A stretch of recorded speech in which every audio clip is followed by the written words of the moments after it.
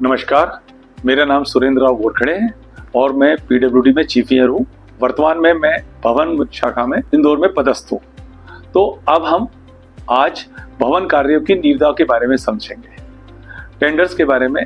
तो इसमें अब हम अलग अलग जो चैप्टर्स है कि टेंडर का हम कैसे चेक करते हैं, टेक्निकल, तो हम उसमें क्या क्या चीज़ें देखते हैं इसके बारे में बताएंगे। और टेंडर में क्या क्या डाटाज रहते हैं, बिड कैपेसिटी कैसे देखते हैं, अलग अलग जो भी वेरिएशंस रहते हैं उसके बारे में हम विस्तृत जानकारी देखेंगे। इस प्रशिक्षण में हम टेंडरिंग प्रक्रिया के सभी चरणों को समझेंगे। मॉड्यूल 1, टेंडरिंग प्रक्रिया का परिचय। इस मॉड्यूल में हम जानेंगे टेंडरिंग प्रणाली की मूल अवधारणा, उसका उद्देश्य और शासन द्वारा स्वीकृत प्रक्रिया के बारे में। मॉड्यूल 2, टेंडर के प्रकार और राशि आधारित वर्गीकरण। इस मॉड्यूल में हम जानेंगे विभिन्न राशि के टेंडरों के लिए आवश्यक दस्तावेजों और तकनीकी मूल्यांकन की प्रक्रिया के बारे में। मॉड्यूल 3, अनुभव, दायित्व और वित्तीय पात्रता। इस मॉड्यूल में हम जानेंगे similar work experience, existing commitments और वार्षिक टर्नओवर से जुड़ी पात्रता शर्तों को। मॉड्यूल 4, बिड कैपेसिटी का मूल्यांकन। इस मॉड्यूल में हम जानेंगे बिड कैपेसिटी के सूत्र, उसके घटकों और गणना की व्यावहारिक विधि को। मॉड्यूल 5, शासन निर्देश, ईएमडी, टेंडर फी और टाइम लिमिट। इस मॉड्यूल में हम जानेंगे ईएमडी, टेंडर फी और कार्य की समय सीमा से संबंधित शासन के प्रमुख निर्देशों को। मॉड्यूल 6, माइलस्टोन अनुपालन और वित्तीय दंड। इस मॉड्यूल में हम जानेंगे माइलस्टोन आधारित कार्य प्रगति की प्रणाली और देरी की स्थिति में लगने वाले दंड के बारे में। मॉड्यूल 7, अनुबंध समाप्ति, टर्मिनेशन ऑफ कॉन्ट्रैक्ट। इस मॉड्यूल में हम जानेंगे अनुबंध समाप्ति की शर्तों, कारणों और इंजीनियर इंचार्ज की भूमिका के बारे में।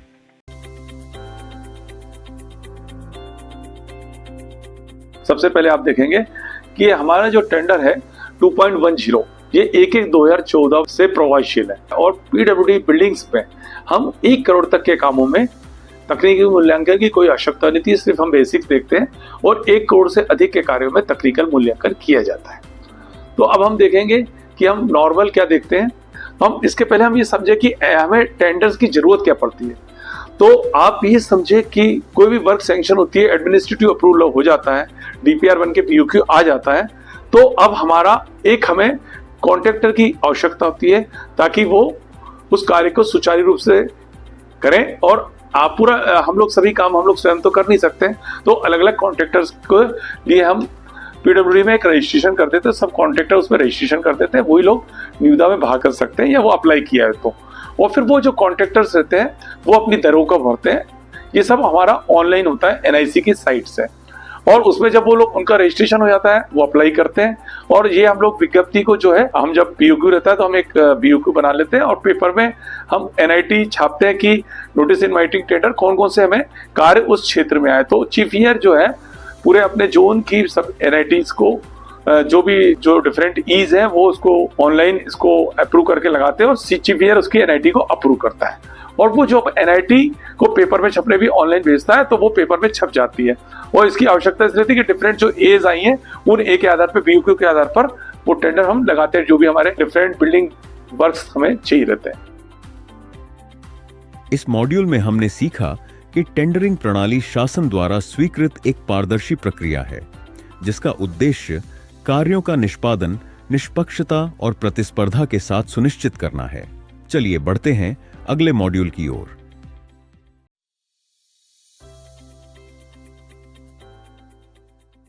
जो 1 करोड़ तक की निविदा होती है उसमें हम सामान्यतः क्या देखते हैं, तो सबसे पहले हम कॉन्ट्रैक्टर का रजिस्ट्रेशन रहता है।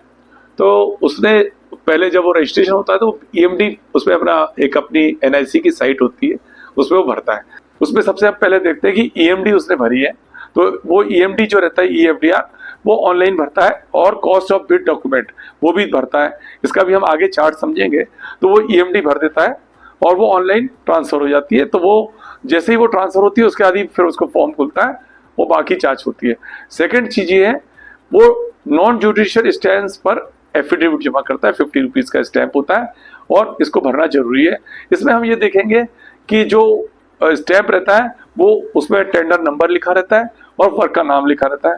कॉन्ट्रैक्टर का 50 जुडिशियल स्टेप रहता है, पीछे उसका एड्रेस रहता है, कहाँ से उसने लिया है, और शपथ पत्र की हमें ध्यान रखना पड़ता है कि हमारा जो एनेक्सर बी है उसमें ये पूरा फॉर्मेट छपा हुआ है, इसकी जो पूरी लैंग्वेज है सेम टू सेम रहे। ये सिर्फ इसलिए रहता है कि उसने जो भी जानकारी भरी है वो पूरी सही है। इसके बाद हम वो रजिस्ट्रेशन की एमपी पीडब्ल्यूडी की रजिस्ट्रेशन लगाएगा, जो कि बहुत इंपॉर्टेंट है।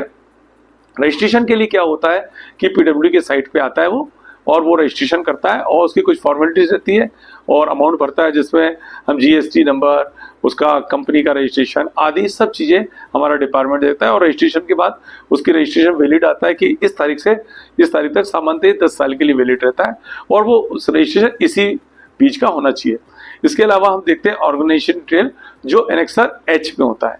इस फॉर्मेट में क्या होता है कि पूरा जो डिटेल रहता है कि कॉन्ट्रैक्टर का नाम, उसका ईमेल एड्रेस, फोन, कंपनी के कौन कौन भागीदार है और उसका फोन नंबर, ये सब डिटेल रहता है। उसका रजिस्ट्रेशन कब है, कब तक वैलिड है। अगर कंपनी का रजिस्ट्रेशन नहीं है और उसने अप्लाई किया है तो वो भी उसमें वो उल्लेख कर सकता है और वो उसमें हमारे टेंडर में भाग ले सकता है, बशर्त उसने तो अप्लाई जब वो करता है तो उसके साथ उसका एक रजिस्ट्रेशन आ जाता है। तो ये हम जो 5 चीजें हैं, EMD, cost of bid, affidavit, PWD का रजिस्ट्रेशन और ऑर्गेनाइजेशन डिटेल एच, ये अगर वो 5 कागज उसके सही होते हैं तो वो 1 करोड़ तक के टेंडर में भाग ले सकता है। ये हम भवन के संबंध में बता रहे हैं। अब हम ये देखेंगे कि 1 करोड़ से अधिक की जो टेंडर्स हैं उसमें क्या क्या हमको देखना पड़ता है। तो पहले ये जो 5 कागज है ये तो हम देखते ही हैं कि हमने उसके 5 कागज देख लिए। जब वो प्रिलिमिनरी पास हो जाता है फिर हम उसका बी में आते हैं। तो ये बी में जो रहता है इसके, अब हम समझे, सबसे पहले हम एक्सपीरियंस के माध्यम देखेंगे। तो एक्सपीरियंस में क्या होता है कि डिफरेंट टाइप के वर्क्स होते हैं। इस मॉड्यूल में हमने सीखा कि टेंडर राशि के अनुसार दस्तावेजी आवश्यकताएं और तकनीकी मूल्यांकन की प्रक्रिया निर्धारित की जाती है, जिससे पात्रता और प्रतिस्पर्धा दोनों कायम रहते हैं। चलिए बढ़ते हैं अगले मॉड्यूल की ओर।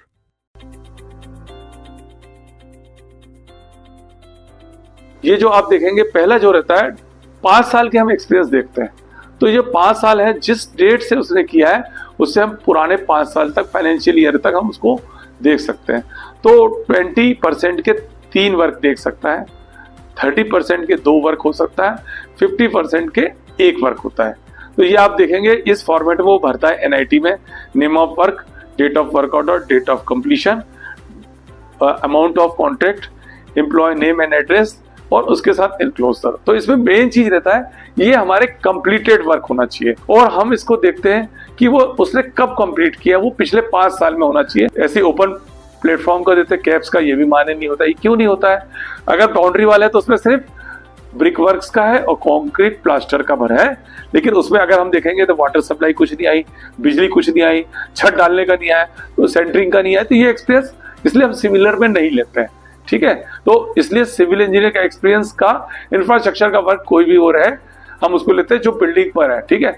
लेकिन अगर हमें 3 एनआईटी तक कोई भी हमारा इस टाइप का कोई भी क्वालिफाई नहीं है और 3 टेंडर हो चुके हैं, तो तीसरी वाली जो एनआईटी कॉल रहता है उसमें हम सिविल इंजीनियरिंग के इंफ्रास्ट्रक्चर वर्क को भी ले सकते हैं। मतलब रोड का, ब्रिज का, पीएचई का, ये भी कोई भी वर्क आपके जो चल रहा है जो सिविल इंजीनियरिंग इंफ्रास्ट्रक्चर के वर्क है हम उसको कंसीडर करेंगे, लेकिन पहले 2 में हमें बिल्डिंग वर्क्स को देखेंगे। अच्छा, एक और चीज है कि अगर 100 करोड़ से भी अधिक का अगर वो उसने वर्क किया है, भले ही वो कंप्लीटेड नहीं है, वो एग्जीक्यूटेड है, तो हम भी उसका, और उसको पेमेंट रिसीव हो गया है, पेमेंट रिसीव इज इंपॉर्टेंट, तो हम उसको भी कंसीडर करेंगे। मान लो एक कॉन्ट्रैक्टर है और उसने 100 करोड़ का उस काम में कर लिया, तो हम उसके वर्क को कंसीडर करेंगे भले ही वो वर्क कंप्लीट नहीं हुआ है। इसी तरह स्पेशल एलिजिबिलिटी क्राइटेरिया भी रहता है कि अगर हमको लगता है कि अगर वो बिल्डिंग स्विमिंग पूल है, ऑडिटोरियम है, तो ऑडिटोरियम में क्या रहता है कि हम उससे मांगेंगे कि उसकी HVAC करा है, साउंड सिस्टम के बारे में किया है, एकॉस्टिक का किया गया है। तो MEP सर्विसेज जो रहती है इसको हम देख लेते हैं कि यार उसके पास ये भी एक्सपीरियंस होना चाहिए, तो हम इसको जोड़ सकते हैं। अब हम देखेंगे फिजिकल का भी एक चार्ट दे रखा है कि फिजिकल रिक्वायरमेंट क्या क्या होती है, ठीक है। फिजिकल रिक्वायरमेंट में वैसे हमारे डिपार्टमेंट में अभी बिल्डिंग्स में नहीं देख रहे, लेकिन इरिगेशन डिपार्टमेंट ये सब इसको देखते हैं कि कितना उसने वर्क, अर्थ वर्क किया है, कितना कंक्रीट वर्क किया है, ये सब के बारे में भी ये टेंडर का एक फॉर्मेट है, बी फॉर्मेट फिजिकल क्वांटिटीज, ठीक है। अब हम ये समझेंगे कि और क्या क्या इसमें जानकारी दी है। तो सी का वैल्यू जो रहती है, सर्टिफिकेट ऑफ ये duly side by actual authority, ये हमने बता दिया कि उससे रहना चाहिए। और फिजिकल के बारे में उन्होंने बताया कि 5 साल का देखते हैं। अब इसमें एक और पता है, स्पेशल शर्त है कि अगर सिमिलर वैल्यू उसके जो 20% और 30% थोड़ा सा कम हो तो हमने ये दिया है कि 10% वेटेज भी हमने अलाउ कर रखा है। तो पिछले 5 साल का जो रहता है 10% वेटेज जो है पर ईयर से देख सकते हैं। जैसे हम देखें कि पिछले साल का अगर वर्क है तो 1.1 का मल्टीप्लाई हो जाएगा और उसके 2 साल पहले का तो 1.21, इसी तरह 1.31, 1.45 और 1.65 तक हम चले जाते हैं। अब ये जो भी वर्क इसने किए हैं ये गवर्नमेंट के ही होना चाहिए, मतलब central government, state government, semi government organisation. अगर कोई अंडरटेकिंग है जैसे म्युनिसिपल कॉर्पोरेशन, इन सब का भी ये अलाउ करेंगे, लेकिन ये not the below of rank executive engineer या इक्विवेलेंट, ठीक है।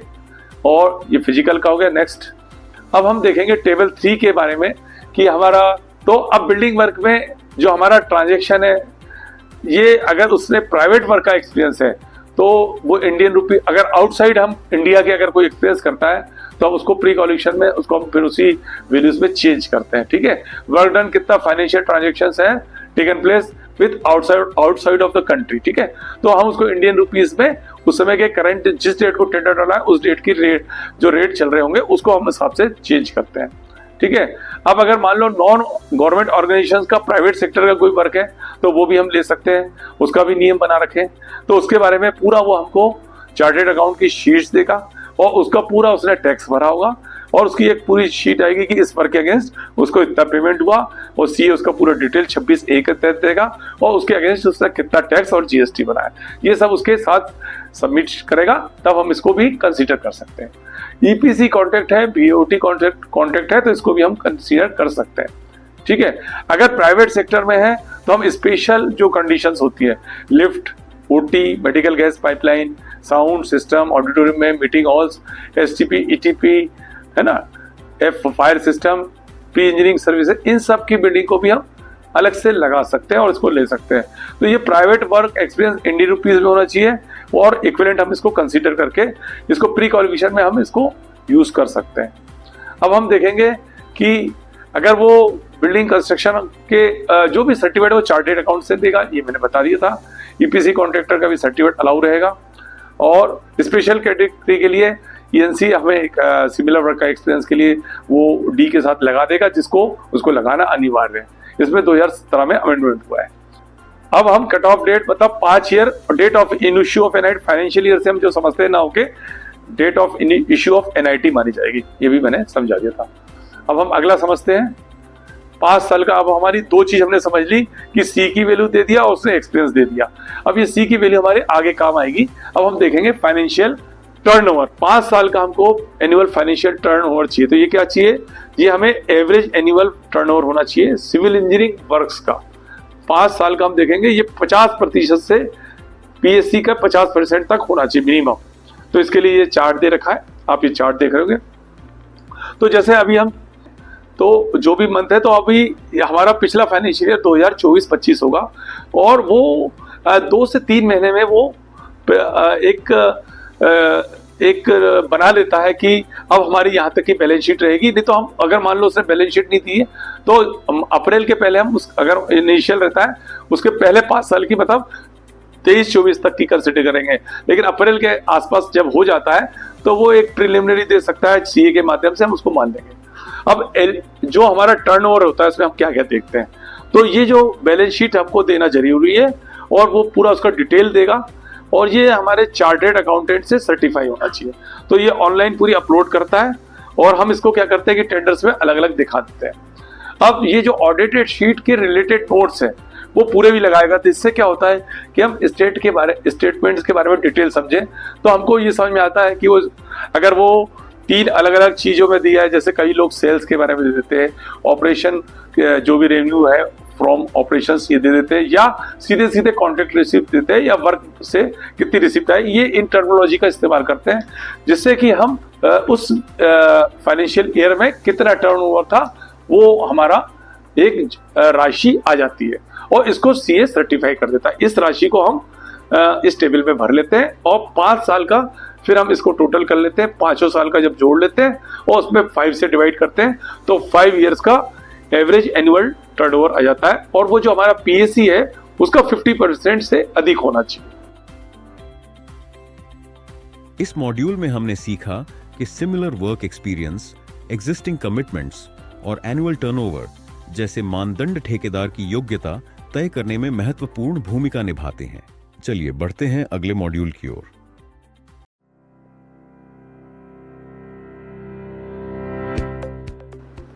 तो अब हम समझते हैं कि बिड कैपेसिटी में यहां से वैल्यू ऑफ ए आती है, जो मैक्सिमम होती है। इस चीज को हम ले लेते हैं जो 5 साल में से मैक्सिमम रहती है, ठीक है।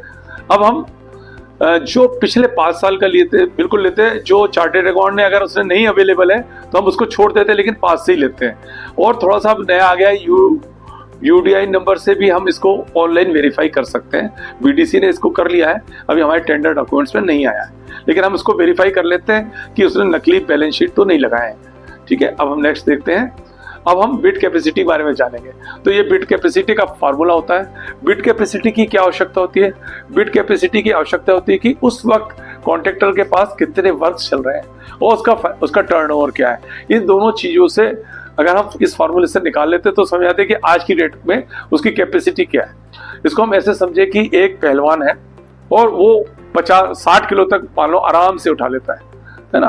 और अगर उसके ऊपर हम 10 kg का और वेट देंगे तो वो उसको नहीं उठा पाएगा, लेकिन अगर उसका कम वेट करते आएंगे 40-30, वो आराम से, उसको कोई प्रॉब्लम नहीं होगी। तो यही कॉन्ट्रैक्टर की कैपेसिटी होती है कि भैया वो इतना अमाउंट तक के काम आराम से कर सकता है और वो कर लेगा। नहीं तो अगर आपने उसको कैपेसिटी से, उसकी कैपेसिटी है 150 करोड़ की और अपन ने 100 करोड़ के वर्क दे दिए तो वो काम करेगा नहीं और वो फुल स्पीड से नहीं कर पाएगा, फुल स्विंग में नहीं कर पाएगा, और 2 काम करके फिर उसको रोक देगा, फिर दूसरा काम करेगा, फिर रोक देगा। इस तरह से वो अलग अलग करता रहेगा और उसको समय पे कंप्लीट नहीं पाएगा। लेकिन अगर उसकी बिड कैपेसिटी प्रॉपर होगी तो वो उसको समय पर कर पाएगा। तो हमें इसीलिए हमें उसकी बिड कैपेसिटी को देखते हैं। तो अब इस फॉर्मूले में देखें, bid capacity equal to 1.5 A into B पूरा ब्रैकेट में माइनस सी। तो ए की वैल्यू अभी हमने देखा था कि टर्नओवर से आ गया, तो ये होती है maximum value of all civil engineer works executed in any financial works during the last 5 years। तो अभी हमने जो देखा है ना, कंपोनेंट रेटेड टू 10% ऑफ, है ना, इसमें 10% का मल्टीप्लाई इसमें करते हैं। आप ये अंतर समझे कि जब ए की वैल्यू कर रहे हैं तब हम 10% का कर रहे हैं, हम एक्सपीरियंस कर रहे हैं तो भी हम 10% का कर सकते हैं इंक्रीज, लेकिन जब हम टर्नओवर के बैलेंस शीट से देखते हैं उसमें हम 10% नहीं कर सकते। अब बी का वैल्यू जो है, हमने टाइम पीरियड कितना दिया है। तो जो टेंडर हमने जब इन्वाइट किया है तो हम उसको टाइम पीरियड देते हैं, जैसे 12 महीने, 18 महीने, ठीक है। एक चार्ट में हम इसको देखेंगे कैसे करते हैं आगे। तो लेकिन क्या होता है कि अगर छोटा टेंडर है तो अगर मान लो हमने उसको 6 महीने से कम दिया है, तो 6 महीने से हाफ ईयर का है या 6 महीने से अधिक है, तो हम उसको एक के लिए एक का इसकी बी की वैल्यू 1 मानेंगे। लेकिन अगर 12 महीने से अधिक है तो हम उसको एज पर एक्चुअल करेंगे। जैसे अगर 14 महीने तो 14/12 करके हम उसकी वैल्यू निकाल लेंगे, और अगर वो 12 है तो 1 आ जाएगा। लेकिन अगर 6 है या 6 से कम है तो हम उसको 1 मान लेते हैं, ताकि नहीं तो आप जब कैलकुलेशन करेंगे तो आपको स्वयं दिखेगा, ठीक है। सी जो होती है, ये अभी हमने पहले जो फॉर्मेट टेबल 2 देखा था, उस टेबल 2 से हमने उसके पास जितने भी वर्क चल रहे हैं कॉन्ट्रैक्टर के, वो उसको खुद भरता है और उसमें वो पूरा बताता है कि मेरे पास इस वक्त कितने काम चल रहे हैं एग्जिस्टिंग। जिस दिन वो टेंडर भरता है उस दिन लास्ट डेट के पहले के रहना चाहिए। तो इससे हमें समझ आता है कि इतने करोड़ के उसके पास काम चल रहे हैं, और फिर हम इसमें फार्मूले में भर देते हैं तो हमें उसकी बिड कैपेसिटी पता चल जाती है। इसके अलावा एक स्पेशल चीज और है कि अगर वो एक ही टेंडर हमारा, मतलब एक एनआईटी में उसी 4-5 टेंडर लगे हैं तो क्या होता है, और एक ही कॉन्ट्रैक्टर ने हमें 3-4 में भाग ले रखा है और उसकी बिड कैपेसिटी आसपास पे है, तो हम क्या करते हैं, जो नंबर ऑफ टेंडर्स हैं सीरियल ऑर्डर में खोलते हैं। सीरियल ऑर्डर में खोलने का मतलब है कि जैसे 51 है तो हम पहले 51 को, फिर 52, 53, तो 51 खोलेंगे। उसके हमें जो उसको मान लो L1 में आगे आता है, मान लो ए कॉन्ट्रैक्टर, तो वो हम उसका अमाउंट माइनस कर देंगे। फिर बी हमने सेकंड टेंडर खोला, फिर अगर उसको मिल जाता है तो फिर उसको माइनस कर देंगे। और अब ये देखेंगे उसकी बिड कैपेसिटी एग्जॉस्ट हो गई है तो फिर हम अगले वाले टेंडर में उसको हम हटा देंगे, और अगर उसकी बिड कैपेसिटी एग्जॉस्ट नहीं है तो फिर वो कंटिन्यू चलेगा जब तक कि उसकी बिड कैपेसिटी है, ताकि उसके पास एक लिमिटेड वर्क हो। ये सिर्फ उसी टेंडर्स के लिए लेते हैं। अब हम जो हमारी नई क्लॉज आई है ये आप देख रहे हैं, 14/2/2025 को। इसके बारे में समझाना चाहूंगा कि आप देखेंगे कि हमारे माननीय मंत्री जी ने और हमारे डिपार्टमेंट ने एक ये क्लॉज जो निकाली कि टेंडर से बहुत बिलो कॉन्ट्रैक्टर रेट्स भर दे रहे हैं। इसको कंट्रोल करने के लिए हमें रेट्स को, ताकि वो अधिक बिलो ना चले आए, तो एक हमने एडिशनल परफॉर्मेंस गारंटी ले रहे हैं। तो अगर वो 10% से अधिक रेट बिलो कर देता है तो हम उससे 1% की राशि लेते हैं। मान लो उसका 1 करोड़ का टेंडर था और उसने 15% बिलो भर दिया, मतलब 5% उसने 10% से एक्स्ट्रा जाएंगे तो 15 माइनस 10 तो कितना हुआ 5। तो 5 लाख रुपए वो एक्स्ट्रा देगा। 1 करोड़ का है तो 5 लाख देगा। और अगर वो 20% से ऊपर जाता है तो अब हम इसको डबल लेंगे। मान के चलिए उसने 22% बिलो भर दिया, तो अगर हमारा ये तो पहला जो 10 से 20% था ये तो 10 लाख हो गया, 1 करोड़ का ही टेंडर है। लेकिन 2% का जो 2% उसने 22 माइनस 20 तो ये हुआ हमारा 2%। तो 2% का हम डबल कर देंगे, 4 हो जाएगा। तो 10 + 4 = 14 लाख उसको ईएमडी के रूप में। अब ये विशेष चीज आ गई है, अब ये एडिशनल परफॉर्मेंस गारंटी हम ईएमडी के रूप में लेंगे। तो आप ये कैलकुलेशन देख सकते हैं, पीछे आएंगे तो आप ये देख रहे हैं। देखिए मैंने बिल्कुल आपको बताया था कि ये कैलकुलेशन में देख रहे हैं 100 करोड़ का काम है, तो ये आपका 4 भरा तो 4 लाख एक्स्ट्रा आया। और अगर 24% है तो 24 माइनस 20 किया तो 4 आया, उसका मल्टीप्लाई किया तो 8 लाख आ गया। इस तरह से 18 लाख लगे। तो ये हमारा कैलकुलेशन एडिशनल परफॉर्मेंस गारंटी का, ये आप लोग जरूर ध्यान रखें। इस मॉड्यूल में हमने सीखा कि बिड कैपेसिटी बराबर 1.5 गुणा B-C सूत्र के माध्यम से ठेकेदार की कार्य निष्पादन क्षमता का आकलन किया जाता है। चलिए बढ़ते हैं अगले मॉड्यूल की ओर।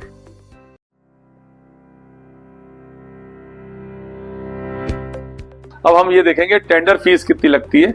तो ये आपको टेंडर फीस का आपको एक चार्ट दिख रहा है। इस टेंडर फीस के चार्ट में आप ये देख रहे हैं कि इसको मैं आगे एक चार्ट में दिखाऊंगा, आदेश है।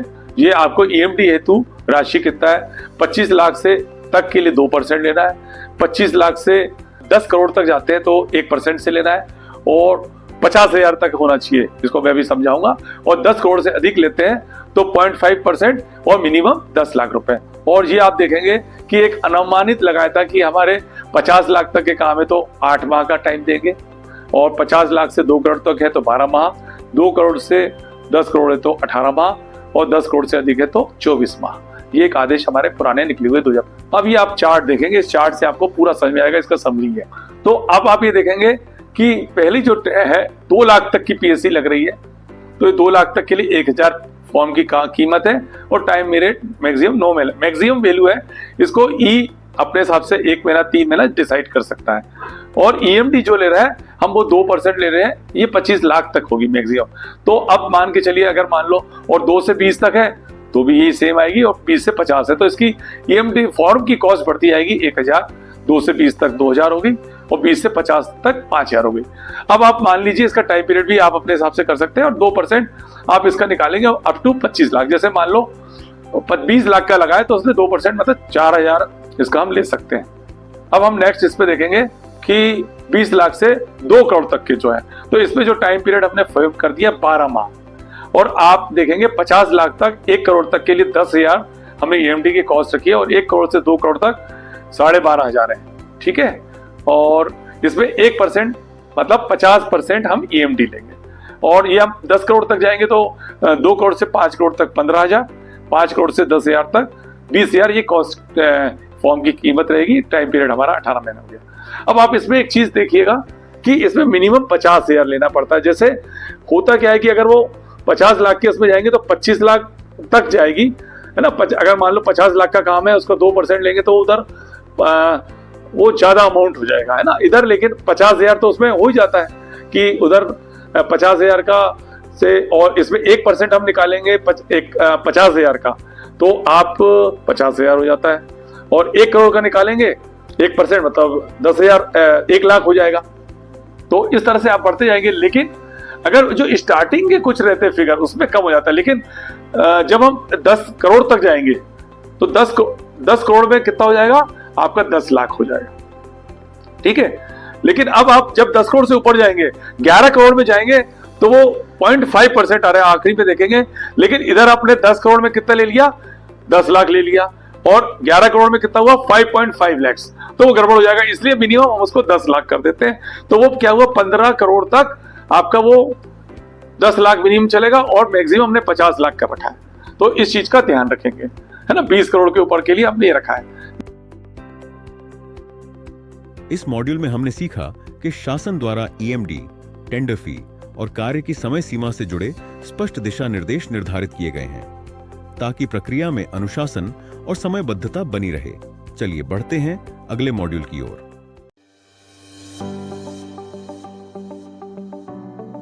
अब हम माइलस्टोन के बारे में थोड़ा समझेंगे। हमारा जो टेंडर होता है, इसमें कॉन्ट्रैक्टर से क्वालिटी कंट्रोल और टाइम को कंट्रोल करने के लिए हम माइलस्टोन रखते हैं। जो हमारे पीएससी वैल्यू का, अगर हमारा 1/8 वर्क होता है, होल वर्क का पीएससी से निकालते, उसके लिए हम 1/4 टाइम देते हैं। ठीक है, तो मान के चलो 1 साल का टाइम है और 1 करोड़ का ही टेंडर है, तो उसका 1.8 मतलब 12.5 लाख हो जाएगा। 1/4 मतलब 25 पीरियड मतलब 3 महीना हो जाएगा। ठीक है, और दूसरा आपका है माइलस्टोन 1, मतलब आपको 3 महीने में 12.5 लाख का उसको काम करना है। ठीक है, फिर आप देखेंगे माइलस्टोन 2, ये 3/8 है। ठीक है, तो ये 3/8 मतलब 37.5% हो जाएगा। हाफ टाइम मतलब 6 महीने हो गया। ठीक है, 3/8 मतलब 37 लाख 50,000 का। फिर 3/4 में 3/4 मतलब 75 लाख का काम, और 6 महीने प्लस 9 मंथ का काम, है ना। 9 महीने में 75 लाख, और कंप्लीट में 100% होता है। 1 करोड़ का काम है और 12 महीने में उसको कर लेना है। तो आप इसको थोड़ा सा याद करने के लिए आप क्या करेंगे, आप इसको देखेंगे 1/8, 3/8, है ना। इसको आप मल्टीप्लाएंगे तो 6/8 और 8/8, है ना। तो 1, 2 इस टाइप से आपको चल रहा है। ठीक है, ऐसी टाइम 1, 2, 3, 4 और 2, 4, 4 करेंगे तो उधर 2/4 हो जाएगा, 3/4, 4/4। तो ये आपको याद रखने के लिए तरीका है। चलिए, तो आपको इसके हिसाब से अगर ठेकेदार गलती करता है तो हमें स्लीपेज भी करना है। तो हम उसको जैसे ही उसका पहला माइलस्टोन चल जाता है तो हम उसको एक नोटिस देंगे कि भैया तेरी गति धीमे चल रही है, फाइनेंशियल भी खर्चा कम हुआ है, आपको 25% तक माइलस्टोन अगर नहीं प्राप्त किया तो उसके उस हिसाब से 2.5% के हिसाब से जो रिमेनिंग वर्क है अनएग्जीक्यूटेड क्वांटिटी का हम उस टाइम स्पेन के लिए काट सकते हैं। ये चीज हम अगले 5% आ जाएगी सेकंड माइलस्टोन में, 7.5 आ जाएगी थर्ड इसमें, और 10% फाइनल इसमें। तो ये ई को अधिकार रहता है कि वो अपने हिसाब से इसको कर सकता है। इस मॉड्यूल में हमने सीखा कि माइलस्टोन आधारित प्रगति कार्य की निगरानी में मदद करती है और समय पर कार्य न पूरा होने पर वित्तीय दंड लगाया जाता है। चलिए बढ़ते हैं अगले मॉड्यूल की ओर।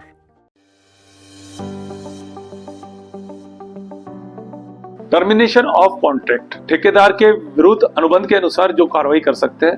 तो जो क्लॉज 27 है, इस 27 का इसलिए मैं आपको बताना चाहूंगा कि ई को इसी क्लॉज के तहत नोटिस देना है और इसी में वो ठेकेदार को टर्मिनेट करेगा। तो हमें ध्यान क्या रखना है कि सबसे पहले तो वो वर्क रनिंग में चल रहा है और उसका टाइम पीरियड खत्म नहीं हुआ है।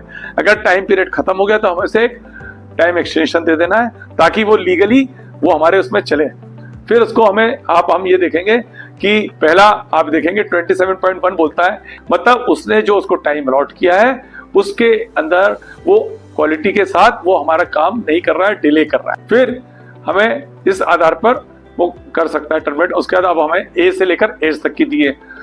अब उसने क्या किया, उसको जो जो परफॉर्मेंस दे रखा है वो उसको ठीक से नहीं कर रहा है, क्वालिटी से नहीं कर रहा है, मतलब उस पर कोई भी अगर बीच में बैंक करप्ट हो जाता है, कुछ भी वो करप्ट प्रैक्टिस करता है तो इसके द्वारा भी हम उसको टर्मिनेट कर सकते हैं। अगर हम उसको बताते हैं कि यार ये चीज को आपको समय पे करना था और वो नहीं करता है तो भी हम उसको नोटिस देंगे। और उसकी ईएमडी है, अगर उसका एक टाइम पीरियड है और उसके बाद वो खत्म हो रही है उसकी वैल्यू और वो उसको कंटिन्यू नहीं करता है तो भी हम उसको दे सकते हैं। हम उसको जो उसकी 10% लिमिट है उस लिमिट को भी वो क्रॉस कर गया और डिले होते आ रहा है तो भी हम उसको टर्मिनेट की नोटिस दे सकते हैं। फील्ड लेबोरेटरीज उसने नहीं लगाई है, मशीन और इक्विपमेंट्स नहीं लगाई है एज पर कॉन्ट्रैक्ट डाटा, तो वो हम उसको कर सकते हैं। और अगर इंजीनियर चार्ज को लगता है कि फ्रॉड प्रैक्टिसेस उसने करी है, बीच में कुछ गड़बड़ हो गया है, करप्ट प्रैक्टिस कुछ हमको बाद में जानकारी मिली, तो उसके आधार पे भी हम उसको नोटिस दे सकते हैं। ठीक है, ब्रीच ऑफ कॉन्ट्रैक्ट अगर किया तो ये सब आप इसमें डिटेल में जाएंगे, इन सब आधार पर आप इसको एक नोटिस देंगे। 14 दिन का नोटिस लिखा है और उसके बाद हम उसको 14 दिन के बाद हमको लगता है कि उसका सफिशिएंट उसने जवाब नहीं दिया और वो इंजीनियरिंग चार्ज उसको अप्रूव नहीं उसे नहीं समझता है तो वो उसको टर्मिनेट कर सकता है। तो धन्यवाद, ये हमने इसको समझा। इस मॉड्यूल में हमने सीखा कि अनुबंध समाप्ति तब की जाती है जब ठेकेदार अपनी जिम्मेदारियां पूरी नहीं करता या अनुबंध शर्तों का उल्लंघन करता है। चलिए अब बढ़ते हैं प्रशिक्षण के निष्कर्ष की ओर।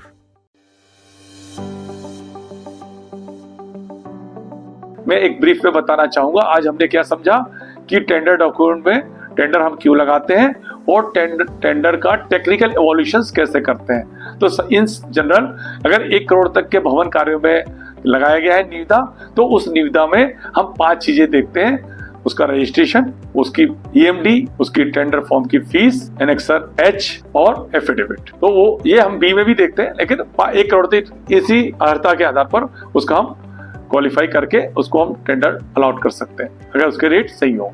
और अगर 1 करोड़ से अधिक की है तो उसमें बी भी आता है, जिसमें हम 3 चीजें देखते हैं, सिमिलर वर्क, बिड कैपेसिटी और टर्नओवर।